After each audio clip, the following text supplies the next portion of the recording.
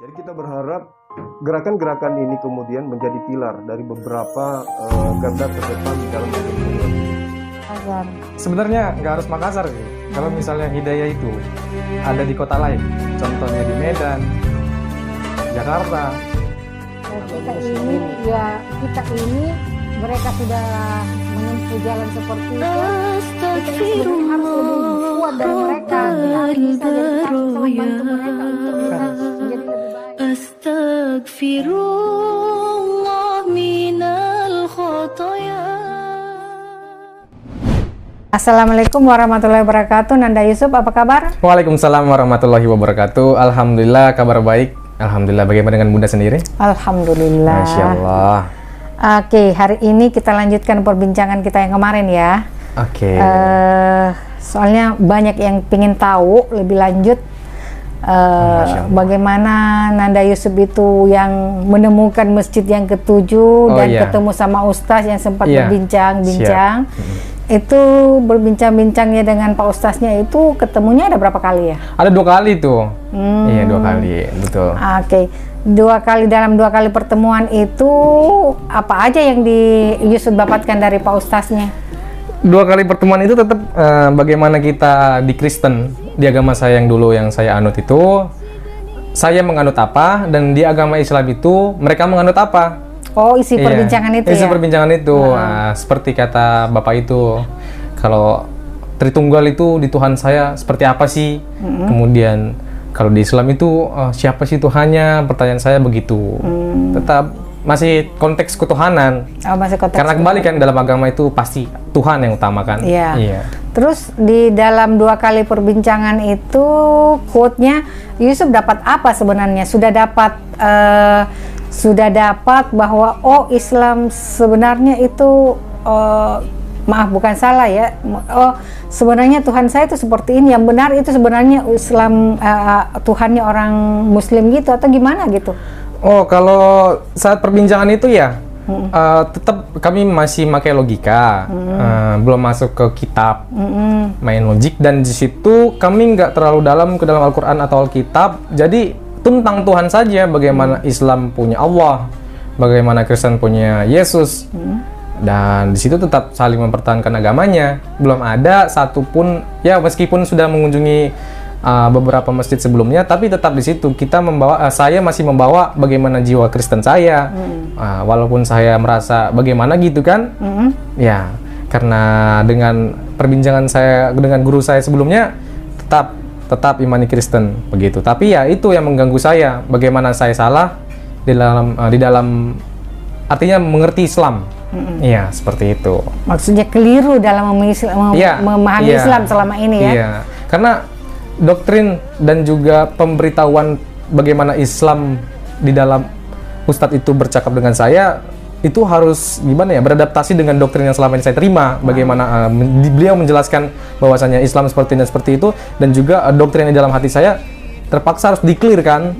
Karena ya inilah narasumbernya. Ya, terus selama pulang dalam perjalanan dan selama berbincang itu ada sesi nggak di mana Yusuf merenung, di mana Yusuf kira-kira berpikir Islam itu begini ya, atau seperti apa? Masya Allah, itu kan saya pas pergi kan jalan kaki. Adapun angkot dari masjid 1 sampai ke masjid 7 itu, dan insya Allah cuma numpang, bawa duit seadanya aja. Iya. Dan juga itu pas pulang ada satu momen di mana Masya Allah, sebenarnya ini jujur demi Allah Ta'ala, saya bertemu sang mualaf juga. Kebetulan beliau dari Katolik. Ya, dari Katolik. Katanya dalam perbincangan kami kan, ini saya mau pulang ke rumah, udah sore, takut dicari sama orang tua. Iya, takut dicari orang tua, pulang, dan entah kenapa Allah memang selalu datangkan kepada saya bagaimana orang baik itu. Dan juga waktu itu perbincangan kami itu simple, mau kemana Bu? Karena kan saya orangnya perempuan, ya, ibunya. Sosialisasi saya kan tinggi ya. Saya suka nyapa. Ya, saya suka menyapa duluan dibandingkan orang menyapa saya duluan.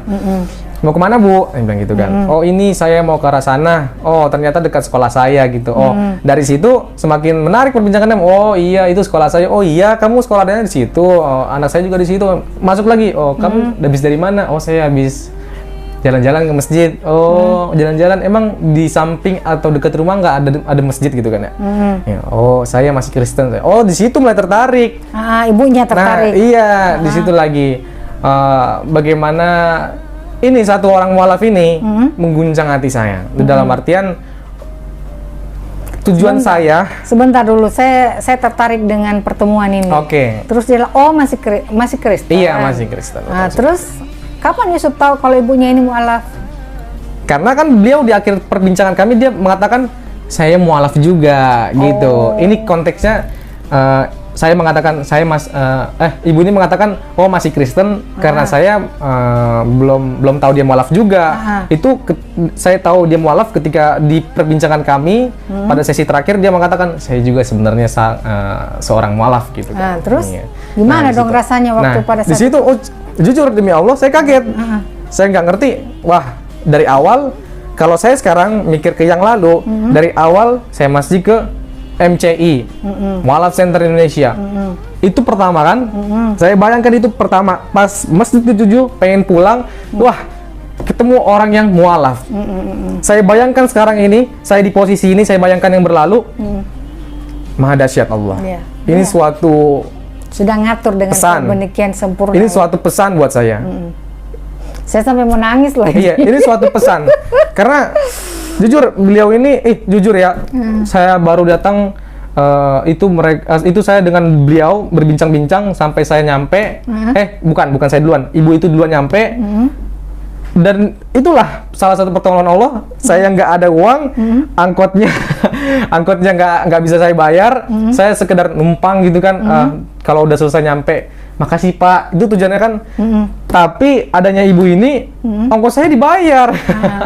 Ini di dalam hati saya merenung. Oh masya Allah, dahsyat. Inilah pertolongan atau pesan dari Allah. Kalau sekarang saya bayangkan itu, pertama ketemu masjid dari MCI, Mualaf Center Indonesia, dan pulang ketemu mualaf. Allahu a'lam. Iya. Dan mungkin kalau misalnya ibu itu nonton di sini, alhamdulillah. Punya nomor teleponnya enggak itu? Saya nggak punya. Alhamdulillah, makasih, masya Allah. Saya doakan ibu sehat di situ. Terima kasih sudah membagikan kisah ibu, bagaimana ibu menasihati saya juga. Masya Allah, sekarang saya sudah menjadi seorang muslim. Alhamdulillah. Sekali lagi saya berterima kasih. Mudah-mudahan untuk ibunya dibukakan rezeki, diberi kesehatan, dan anak-anaknya juga diberi kesuksesan dunia akhirat ya. Dia dari Katolik dia. Iya, masalah ya. Oke, sangat menarik sekali ini. Saya sampai ingin nangis ini Yusuf. Nah, itu kan ada berapa jeda waktu loh itu ketemu sama ibunya sampai Yusuf bersyahadat, itu ada berapa lama waktunya tuh? Itu saya bersyahadat. Kalau saya bersyahadat itu saya lulus dari sekolah. Plus maksud saya gini, itu kan jadi berarti ada berapa tenggang waktu sebelum Yusuf bersyahadat dengan ketemu sama ibunya? Waktu saya masih sekolah. Sekolah kelas 2. Kelas 2 atau 3 itu ya. Udah masuk kelas 3 kayaknya. Udah mau masuk kelas 3. Jadi lama juga ya baru itu. Iya. Kan waktu itu kan sempat ada waktu habis ujian kan. Situ. Iya. Tapi berarti ada lebih 1,5 tahun ya? Iya. Masya Allah. Masalah. Terus kan udah ketemu, udah rasa kok saya ke MMCI, terus ketemu sama mualaf. Jujur. Terus itu saya waktu pulang, saya itu nangis di angkot itu. Bagaimana? Waktu ibunya udah turun. Iya. Bagaimana? Gini loh katanya, anak tetap cari kebenarannya anak ya. Jangan sampai hatimu lemah. Ibu ini mau bayar ongkos kamu, nanti pulang nggak usah dibayar lagi. Masya Allah. Semoga kita bisa bertemu lagi di dalam kami Islam, masya Allah. Dan mungkin ini, itu bikin, mudah-mudahan ketemu ibunya di surga ya. Masya Allah, amin, ya Allah, amin. Ya itulah, orang-orang baik selalu datang kepada saya, dan itu karena Allah. Oke, jadi selama 1,5 tahun itu kan ada pasti perang-perang batin ya, udah dapat informasi begini. Iya. Terus Yusuf udah cerita, sebenarnya saya nggak mau sekarang, maunya nanti, itu kan udah diceritain. Iya, betul sekali. Nah, tapi yang saya mau tahu perasaan Nanda Yusuf itu selama 1,5 tahun itu pasti nggak gampang kan itu memanage perasaan seperti itu. Kemudian kan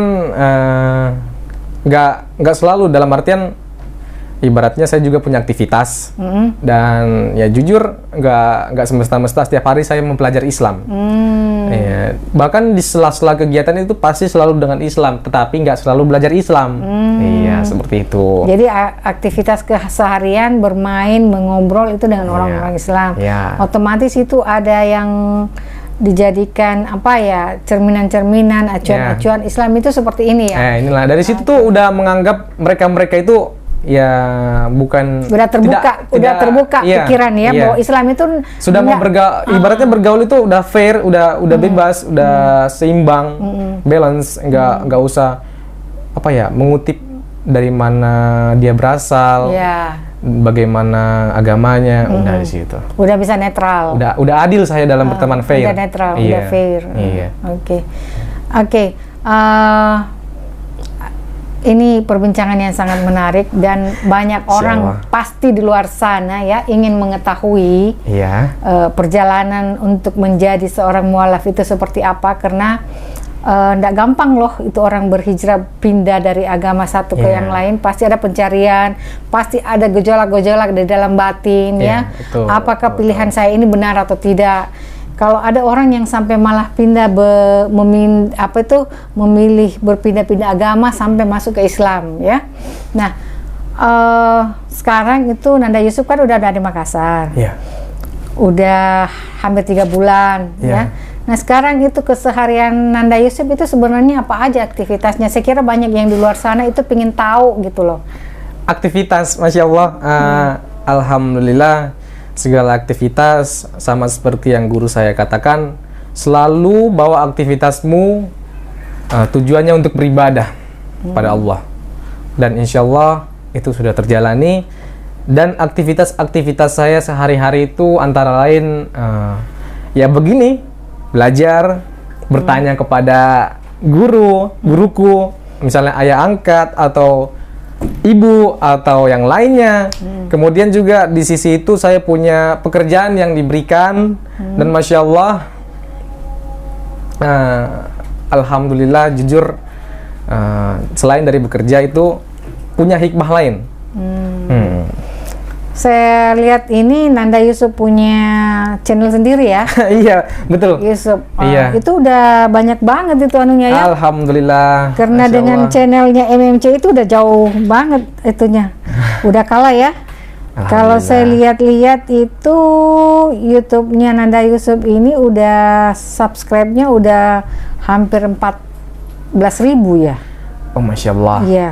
Terus itu yang videonya itu udah dinonton sampai hampir 8.000 audiens. Masya Allah. Saya kira ini semua adalah nikmat yang Allah berikan, nikmat.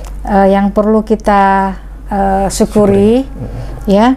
Tapi saya dengar-dengarnya Nanda Yusuf ini, saya masih tertarik sebenarnya perjalanannya Nanda Yusuf ini sebelum ke Makassar dulu. Kan waktu itu kegiatannya Nanda Yusuf punya teman 2 ya, terus pernah diajak ke masjid dengan ustaz yang terkenal. Siapa tuh ustaznya, bisa tahu? Adi Hidayat. Waduh, Ustaz Adi Hidayat itu ustaz favorit saya loh, itu Masya Allah. Pintar banget itu Pak Iya, Ustaz nanti kapan-kapan ayo kita ke Jakarta. Pingin banget. Salah satu ustaz favorit saya. Mungkin Makassar Mualaf Center insya Allah ya, bisa mengundang beliau. Insya Allah ya, Masya Allah. Saya juga berharap seperti itu. Iya, berharap. Nah, pengen tahu juga setelah itu ke tempat beliau, Ustaz Adi Hidayat itu dapat apa aja dari sana dari beliau? Iya, balik lagi ke dalam pengajian ya. Pengajian waktu itu ada kajian ya. Nah, di situ beralamatnya itu saya lupa ingat, cuman tempatnya ada di Galaksi. Ya, di Galaksi, di dalam, ini kan Galaksi di dalamnya pokoknya. Nah, juga waktu itu Ustadz itu sudah membahas bagaimana Islam taat di dalam sholat, taat di dalam beribadah, dan juga diwajibkan untuk 5 waktu. Iya. Nah, secara tidak langsung, ya dari sini saya memahami Islam bahwasanya Islam ini punya aturan yang mengharuskan dan mewajibkan umatnya Allah, umatnya Nabi Muhammad Sallallahu Alaihi Wasallam untuk beribadah, untuk jangan melewatkan apa itu sholat. Iya, Masya Allah, itu dari situ udah dengar apa ya, pelan-pelan masuk gitu. Oh, pelan-pelan. Iya. Tapi waktu dengar itu bahwa orang Islam itu harus sholat 5 waktu, tidak merasa berat gitu kan? Karena Iya. Yusuf kan cuma kalau ke gerejanya sekali seminggu kayaknya ya. Sementara Islam itu harus 5 kali loh sehari. Itu ada perasaan berat nggak untuk kena, maaf saja, banyak yang kebetulan saya kenal orang, dia sebenarnya ngomongnya itu udah Islam, pendapat-pendapat, kalau dengan dia sih ngomong Islam. Saya bilang, kenapa kamu nggak masuk aja sekalian, nggak berikrar aja gitu kan, nggak bersyahadat. Dia bilang, saya belum mampu melakukan yang 5 waktu itu. Kalau Yusuf sendiri gimana? Ya, Berat selain tidak? daripada Ibu bilang tadi bahwasannya di Islam itu ada Islam KTP, betul nggak? Oke. Jangankan di Islam, di Kristen juga yang udah sekali seminggu doang dia nggak gereja. Dan Allahu alam. Ya, kalau misalnya kata Ibu tadi berat atau tidak, jelas tidak. Kenapa saya bilang jelas tidak? Justru saya berbahagia. Oh, Masya Allah. Ya, mungkin kalau Ibu tahu, kalau saya boleh cerita waktu itu punya momen. Apa itu sholat? Saya mengenal sholat sesungguhnya waktu saya pertama kali sholat, waktu saya sudah bersyahadat.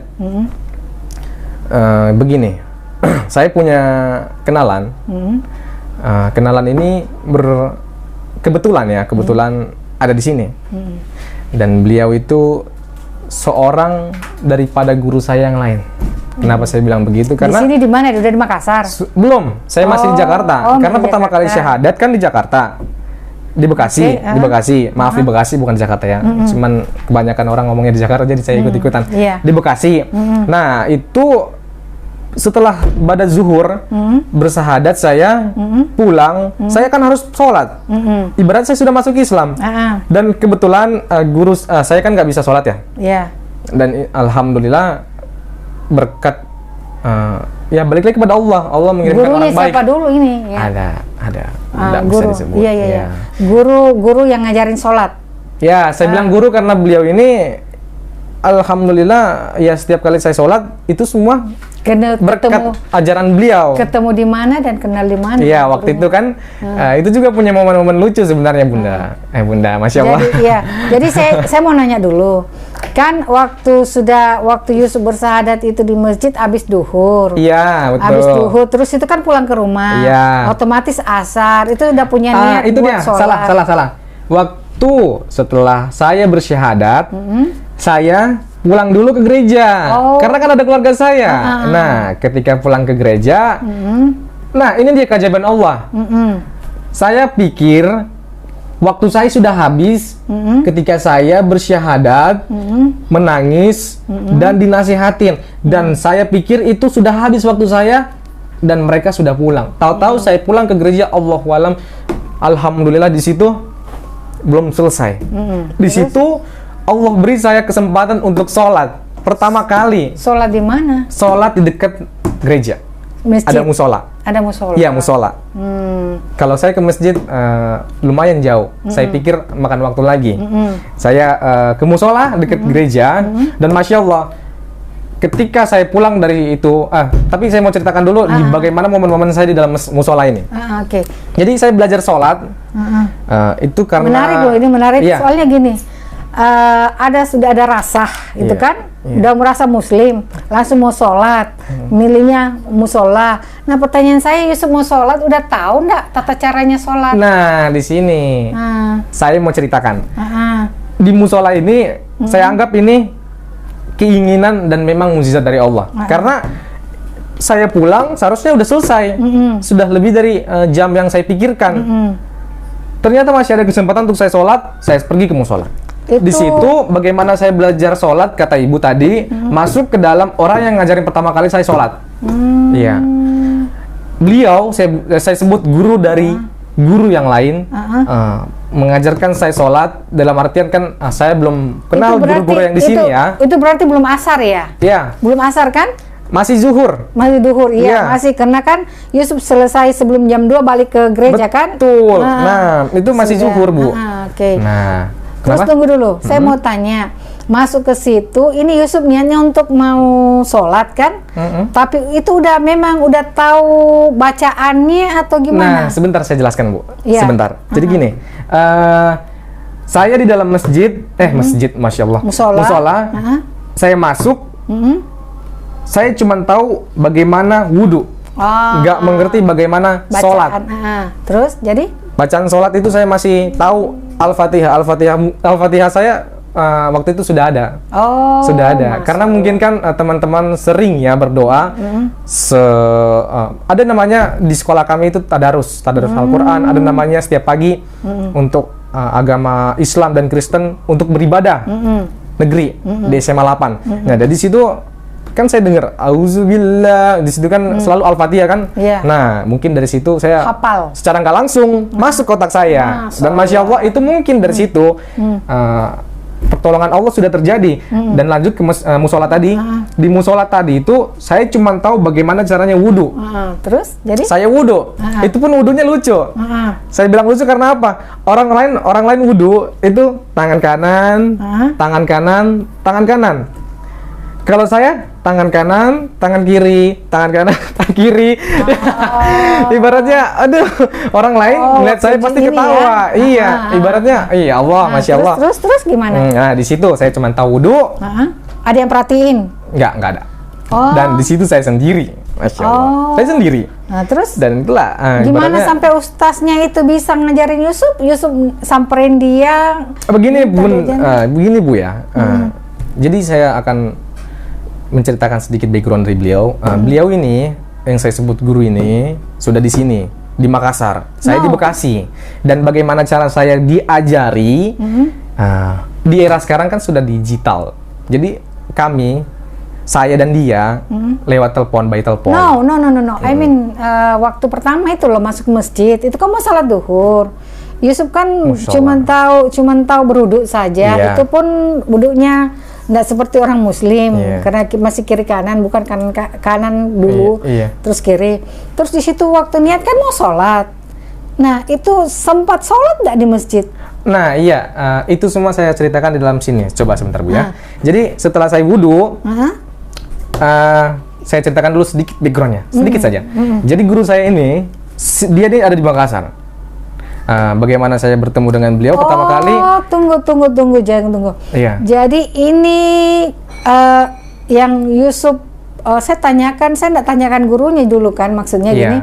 Ini Yusuf masuk ke masjid mau sholat, tapi Yusuf kan belum tahu gimana cara sholat. Jadi terus itu gurunya itu ada di Makassar. Iya.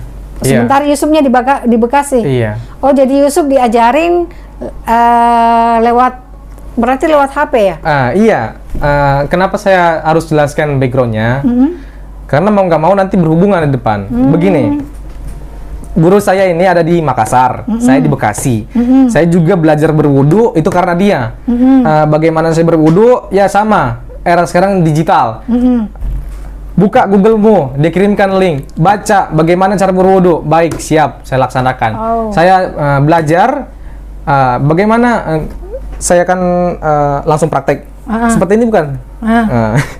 Iya katanya. Iya, oke saya. Nah, sampai saya di musola, ibaratnya sudah paham berwudu, tapi masih masih ada yang Ya, salah-salah. Oke. Berwudu. Kemudian saya bilang, saya mau sholat, tapi saya nggak tahu bacaannya selain Al-Fatihah. Bahkan Al-Fatihah saya saja masih salah-salah. Saya bilang seperti itu. Allahualam, ini salah satu apa dibilangnya? Ini salah satu yang bikin saya terharu. Bagaimana dia benar-benar mau menolong saya, benar-benar mau membantu saya. Dia buka WhatsApp, dia rekam. Jadi seperti ini. Bismillahirrohmanirrohim. Ruku. Dia bacakan surat Al-Fatihah, dia bacakan surat pendeknya. Berdiri. Masya Allah. Dia bacakan juga surat bagaimana setelah berdiri. sujud, dibilang di situ, saya sujud, ya Allah, itu momen-momen yang seperti ini yang akan saya ingat. Karena apa? Bagaimana saya belajar dan pertama kali sholat itu, ibu percaya nggak? Saya pakai headset. Iya. Saya pakai headset, apa saya taruh di sini. Orang-orang kalau misalnya ada di belakang saya, dibilang, ih ini orang bercanda dalam sholat ya. Ini gue bakar Tapi aja nih kan. pada Iya saat kan? itu nggak ada orang Nggak berarti. ada. Nah di situ saya ibaratnya tertolong. malu saya terjaga. Iya, Meskipun tertolong. di Islam itu belajar itu nggak apa-apa kayak Iya, gitu, iya, tapi iya. malu saya terjaga. Kan orang nggak tahu kamu belajar atau tidak. Iya, jelas kelihatan tapi iya kan? headset, iya. Di ibaratnya, ih ini orang bercanda dalam sholat pakai headset.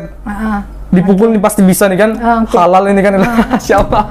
Bercanda Bu ya. Jadi ya seperti itu. Saya pakai headset. Dibilang ruku, saya ruku, Masya Allah. Itu di situ momen-momen ketika sujud, berderai air mata saya di situ. Masya Allah ya. Iya. Waduh, ini perbincangannya menarik sekali ini. Jadi saya kira ini akan ada perbincangan ketiganya ini kalau begini ya. Kamu seru sekali perjalanan kamu itu sepertinya. Itu sebenarnya Bu ya, saya mau ngomong tentang guru saya. Itu bagaimana dia merekam karena permintaan saya. Bagaimana kan di situ ngeblank ya. Saya ngotot mau sholat.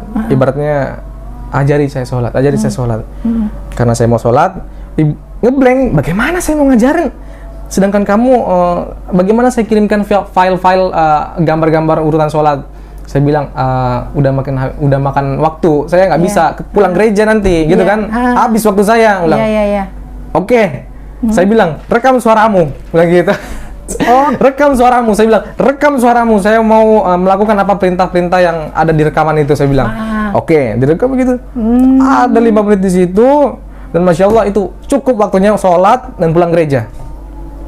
Nangis-nangis waktu sujud. Iya, bukan main itu, bukan main di situ. Udah, yang kepalanya mau pecah, dingin, jadi adem gitu. Iya, apalagi kena air wudhu, Masya Allah. Enak sekali ya, seger rasanya, nyaman, sejuk, tenang, batin rasanya, plong banget, ya. Nah, di situ nangis saya Bu, bukan main. Masya Allah. Bayangin aja, sholat pakai headset. Iya. Gini, sempet salah. Ibaratnya itu juga momen-momen lucu ya, karena dia orangnya gugup kan ya. Jadi gini, ruku berdiri, salah gitu. Iya. Ya atarnya ruku disuruh berdiri. Jadi ibaratnya udah ruku salah ini lagi kan. Di situ saya yang tadinya menikmati jadi apaan ini? Ya di situ. Tapi pas sujud di situ sengaja dilamain sama dia ternyata. Di situ bergejolak. Terus waktu pulang ke rumah nggak kelihatan itu si pulang ke mas. Iya basah. Saya lap. Nggak kelihatan. Meskipun basah saya lap. Karena kan jujur di situ saya berusaha menjaga. Kan biasa nangis itu merah loh, jadi ibunya nggak lihat. Masya Allah itu juga kelebihan saya. Kalau saya nangis itu nggak kelihatan. Masya Allah. Iya, betul. Ya seperti itu. Nikmat sekali perjalanannya ya. Kalau dibilang ya orang lain itu nggak bisa ngerasain apa yang saya rasakan. Nggak bakal ada. Tiap orang punya perjalanan hidup yang beda-beda. Iya, nah di situ dia. Ada momen-momen sholat lagi yang benar-benar apa ya? Terus yang sholat kedua gimana setelah itu? Asar itu gimana? Waktu asar itu kan udah di rumah berarti ya? Di asar saya ke masjid. Tetap pakai headset dan sesuai arahan beliau sampai dengan maghrib dan juga isya itu yang paling apa ya kena. Masih terus besoknya sholat subuh gimana? Begini Bu, jelaskan Bu ya. Saya kan di rumah nggak ada celana panjang. Ibaratnya jarang celana panjang, itu pun kalau ada disimpan sama orang tua dan dipakai saat-saat sedang sakit. Selimut juga karena keadaan kontrakan panas. Kami itu satu keluarga, saya, abang dan kakak saya itu celananya pendek. Itu. Jadi kalau ke gereja baru pakai celana panjang. Ya, saya mau jelaskan di sini sedikit ya Bu ya. Bagaimana saya sholat dan saya pahami sholat itu tidak boleh di atasnya lutut. Sedangkan saya celananya pendek. Terus jadi? Isya. Satu momen itu malam ini udah di rumah ya, Isya ya? Malam, Isya. Satu momen itu kan keluarga saya tidurnya itu jam 10 ke atas. Kebiasaan keluarga saya. Antara jam 10, jam 11. Pasti di situ. Jadi saya harus menunggu jam 11, semua tidur, baru selesai sholat Isya. Jadi Di rumah ini, dia sholat isanya di mana? Di kamar? Iya, gini, kamar, Masya Allah, gini, dibilang kamar, itu nggak ada kamar, karena apa? Kontrakan 3 petak, di Bekasi kontrakan 3 petak, dapur, kamar itu yang dibilang bukan kamar, ruang tamu. Ini kamar bukan kamar karena tidak tertutup, langsung Iya. terbuka. Cuman ada sekat Iya, untuk iya. memisahkan ruang. Nah, kalau kamu, kalau ibu melihat kontrakan saya dari depan, itu langsung ngeblong ke dapur, langsung kelihatan. Nah, ini kamar tempat saya, tempat ibu saya tidur dengan adik saya. Kami, saya dan abang saya itu tidurnya di ruang tamu. Jadi selain daripada saya menunggu keluarga saya tidur, saya juga harus menunggu abang saya tertidur. Iya. Jadi sholat isya itu di ruang tamu. Iya betul, bener-bener saya ibaratnya tunggu semua aman baru saya sholat. Itu untuk sholat isya, dan di situ punya momen-momen yang benar-benar nggak bisa dijelaskan oleh saya. Karena apa? Pertama, celana pendek.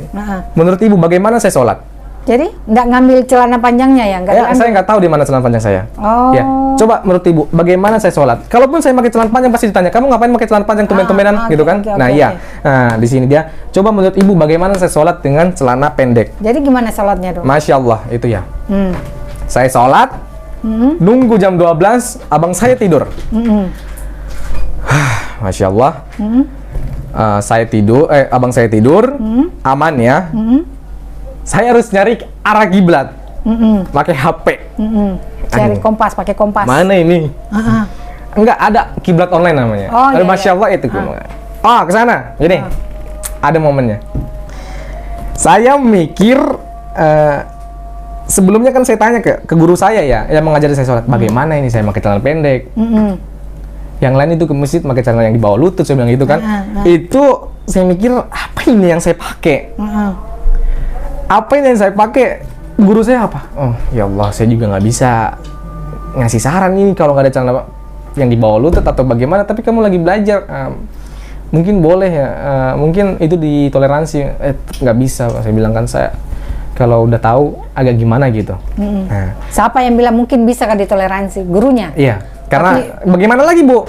Tapi Yusufnya nggak mau? Nggak mau, saya tolak. Oke, Saya pikir di situ, saya mikir apa yang saya buat tutup ini? Apa ini yang bisa lebih dari dengkul ini kan? Saya bilang gitu. Masya Allah, saya gini, bantal. Bantal itu ibaratnya saya juga lagi miring, gini bantal. Bantal. Lagi berpikir sih ya? Iya, lagi berpikir. Bantal ini besar. Bantal pala. Abang saya di samping saya sudah tidur. Dan Masya Allah, saya ambil headset saya untuk sholat lagi. Karena saya belum bisa hafal kan. Nah, saya ambil, colok, nyalakan, dikasih jeda. Dan saya Diapain bantalnya? itu bantal. Sarungnya ditarik? Bukan. Karena bantalnya kan bersarung pun tidak. Adapun sarungnya menempel, susah. Nanti gasak-gusuk apaan sini? Abang saya bangun. Gitu kan. Itu bantal. Ini saya letakkan di lutut saya. Iya. Saya letakkan di lutut saya. Bagaimana supaya bisa menutupi. Itu saya sholat berbaring kayak gini. Nah, di situ juga saya tahu sholat baring itu ternyata ada. Diajari oleh beliau, kamu sholat bisa nggak berdiri saat itu? Nggak bisa. Duduk bisa nggak? Nggak bisa. Nanti dia bangun. Tidur. Masya Allah. Jadi sholat isyanya dilakukan dengan cara Dan tidur? juga, iya, itu pertama kali saya sholat, tidur. Masya Allah. Wih, saya pakai bantal saya, ini ditaruh di... Saya gini, Allah Akbar. Itu, punya momen yang nggak bisa dijelasin. Ibaratnya, disitulah momen-momen menikmati sholat, saya bilang. Nggak bisa orang lain merasakan kecuali saya. Iya. Saya aja rasa saya mau nangis lagi. Iya. Saya sholat pakai bantal, menunggu keluarga saya tidur. Iya, ibaratnya habis itu kan merenung, ya Allah. Perjalanan yang Nah, dari situ betul-betul. juga bagaimana saya harus bisa sholat tanpa dilarang. Saya di situ udah mulai berpikir. Dan itu punya cerita lagi kenapa saya di Makassar. Iya. Oh, Masya Allah. Iya. Tunggu dulu, terus ini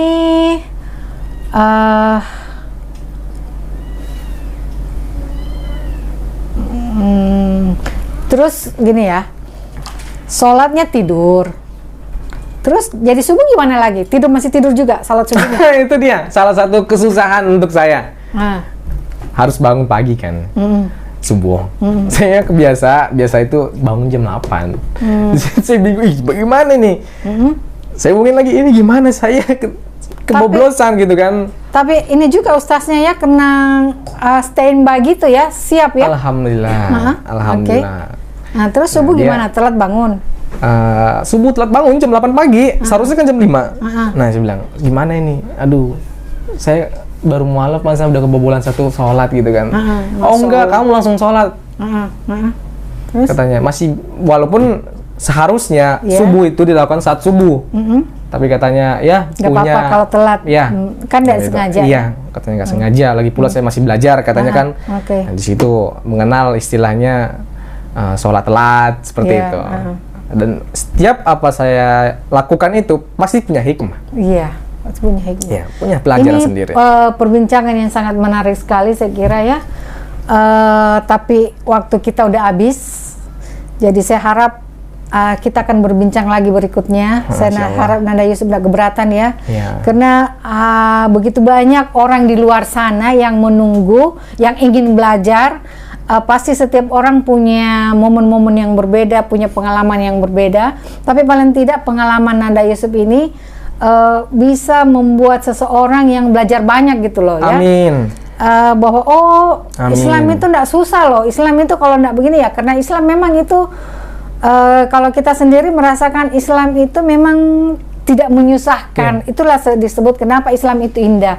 Kalau kamu sakit tidak bisa salat berdiri ya salatnya duduk. Tidak bisa duduk ya tidur gitu kan. Kamu tidak bisa berwudu ada namanya tayamum ya. Saya kira itu untuk hari ini saya kira cukup sekian. Nanti kita lanjut lagi ya. Saya kira begitu ya, lanjut lagi. Terima kasih sahabat MMCI Makassar Mualaf Center Indonesia yang sudah dengan setia menonton kita. Saya harapkan jangan lupa untuk subscribe, like dan share, dan juga berikan komen-komen. Bisa dikritik, bisa diapain ya, atau mungkin ada juga yang pingin belajar seperti Nanda Yusuf. Silahkan kontak kami dimanapun Anda berada, kami siap untuk melayani. Terima kasih. Assalamualaikum warahmatullahi wabarakatuh. Waalaikumsalam warahmatullahi.